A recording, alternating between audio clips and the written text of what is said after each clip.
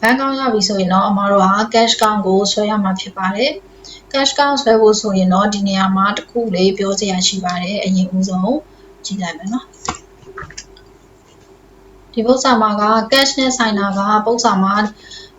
during the year ရဲ့အောက်မှာ drawing 22,000လို့ sundry expense လို့เนาะဒီတာတွေကသုံးခုကိုပေါင်းခတ်ပြီးတော့ cash သေးလို့ရေးထားတယ်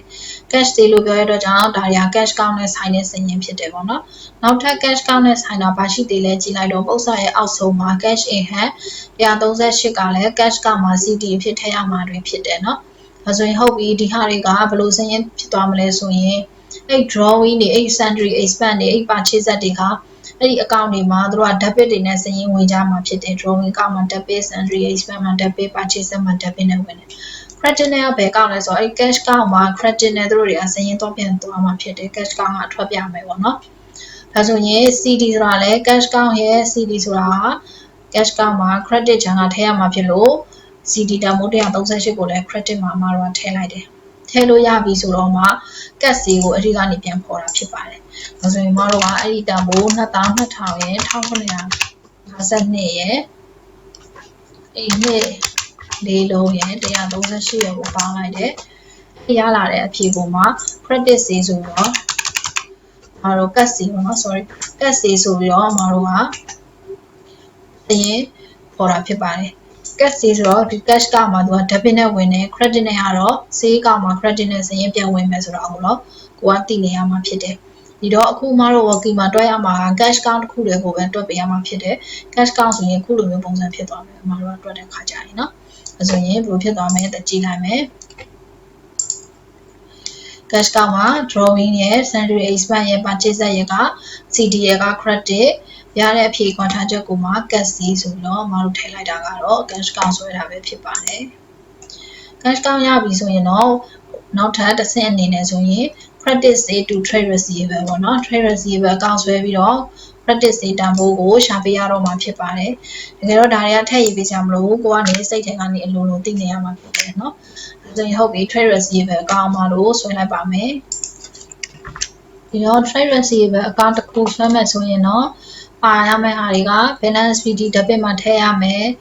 credit ချမ်းမှာ sale return bank discount allowance button နဲ့ CD တွေရှိရမယ်ပေါ့နော်။ခွာခြားချက်ကိုမှ credit sale လို့မတော့ဖုံပါကိုเนาะ။ဒါဆိုရင်အခုမှတို့ဒီပု္ပ္ပာမှာကလုပ်ငန်းစတင်တဲ့စာရင်းဖြစ်တဲ့အတွက်ကြောင့် balance PD ကမရှိဘူးဖြစ်တယ်။ထည့်ကြအောင်မလိုဘူးဖြစ်တယ်။နောက် sale return တွေကလည်းပု္ပ္ပာဖတ်တော့မှတခုမှမတွေ့ခဲ့ဘူး။ဒါကြောင့်မို့လို့ sale return တွေလည်းဒီပု္ပ္ပာမှာမရှိပါဘူး။ဒါဆိုရင် bank ပေါ့နော်။စာရင်းကတော့ပု္ပ္ပာမှာreceipt ရဲ့အောက်မှာ receipt from customer ဆိုပြီးတော့ရှိပါလိမ့်မယ်အဲဒီမှာ3,200နဲ့2,000အဲ့ဒါက trade receivable ကောက်မှထည့်ရမယ် bank တန်ဖိုးဖြစ်တယ်เนาะအခုက discount allowance ဒီပု္ပ္ပာမှာလည်း discount allowance တွေကမရှိဘူးဖြစ်တယ်မရှိရင်ထည့်စရာမလိုဘူး budget လည်းဒီပု္ပ္ပာမှာရှိတယ်เนาะ additional information ရဲ့နံပါတ်3မှာ budget 900ဆိုပြီးတော့ပေးထားတယ်အဲ့ဒါကိုအမတို့ကထည့်ပေးရမှာဖြစ်တယ်เนาะပြီးတော့ CD ကလည်း additional ရဲ့နံပါတ်6မှာ CD တန်ဖိုးပေးထားတယ်12,200တဲ့အဲ့တော့အဲ့ဒီ3ခုပေါင်းလို့ရလာတဲ့အဖြေက credit sale ဆိုပြီးတော့ထည့်ပေးလိုက်ရုံပါပဲဒါဆိုတွက်ကြည့်မယ်ဒါဆိုရင်တော့အမတို့တွေ trade receivable account ကနေ credit sale ကိုရသွားပါပြီဒါဆိုရင်နောက်တစ်ဆင့်အနေနဲ့တော့ credit purchase ကိုရှာဖို့အတွက် trade payable account ကိုဆွဲရမှာဖြစ်တယ်เนาะဒါလည်းတကယ်တော့ထည့်ရေးပေးစရာမလိုပါဘူးဆိုရင် trade payable account ဆွဲမှဆိုရင် balance PD credit ချမ်းမှာထည့်ရမယ်ဖြစ်တဲ့သူရဲ့ format အရာဒီတော့ဒီပု္ပ္ပာမှာကလုပ်ငန်းအစားတဲ့စာရင်းဖြစ်လို့ balance PD ကမရှိပါဘူးဒီဘူးဖြစ်တဲ့အတွက်ကြောင့်အမတို့တွေက debit ချမ်းမှာ discount receipt တွေ bank တွေ CD တွေထည့်ရမယ်ပေါ့နော် discount receipt ကလည်းအခုပု္ပ္ပာမှာကမရှိပါဘူးမပါပါဘူးဒါဆိုတော့ဘာပဲထည့်မလဲဆိုတော့ bank နဲ့ CD နဲ့ထည့်လိုက်ရုံပါပဲเนาะ bank ဆိုတာကတော့အမတို့တွေ summary of the bank account ရဲ့အောက်မှာ payment ထဲမှာ purchase for receipt ဆိုတော့6,200ရှိပါလိမ့်မယ်သူ့ဘေးနားမှာ trade payable လို့လည်းအမတို့ရေးထားပါတယ်အဲ့တန်မိုးဒီမှာလာထည့်မှာဖြစ်တယ် WIN CD ကတော့ additional ရဲ့နံပါတ်5မှာ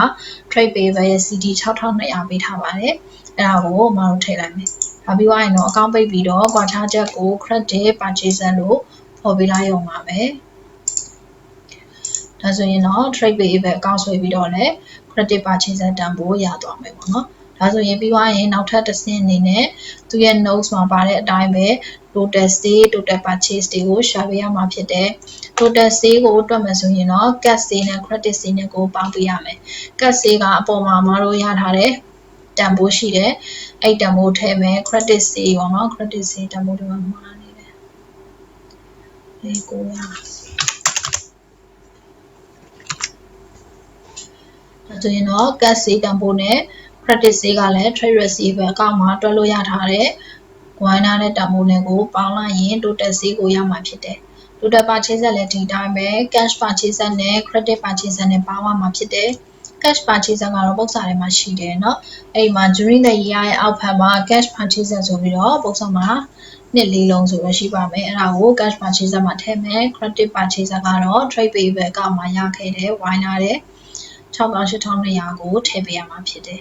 ဒါဆိုရင်တော့ကျွန်တော်တို့ခုပေါင်းလိုက်ရင် total purchase ကိုရမှာဖြစ်တယ်ဒါပြီးသွားရင်တော့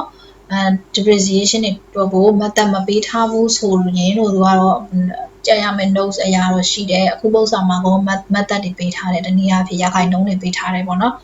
ရခိုင်နှုန်းတွေပေးထားတာဖြစ်လို့မတို့က cost ပြောထားတယ်20ရာခိုင်နှုန်း on cost ဆိုတော့ပုံစံမှာပြောထားတယ်ဒါကြောင့်မို့လို့ motor vehicle ရဲ့ cost တန်ဖိုးပုံစံရဲ့အစမှာရှိတဲ့3000အဲ့3000ကို20ရာခိုင်နှုန်းမတို့တွက်လိုက်တယ်ပေါ့နော်ပြီးသွားရင်တော့ feature and fitting နဲ့ဒီတိုင်းပဲ cost ရဲ့10ရာခိုင်နှုန်းဆိုတော့သူရဲ့ cost ကလည်း9000ဆိုတော့9000ရဲ့10ရာခိုင်နှုန်းတွက်လိုက်တော့ depreciation ရသွားပါပြီဒါပြီးသွားရင်တော့ disposal ပေါ့နော်သူရဲ့ notes အရာဆိုရင်တော့ disposal အကောင့်လေးဆွဲပေးဖို့က non current asset ရောင်းတာတွေရှိမှ disposal အကောင့်ကဆွဲပေးရမှာဖြစ်တယ်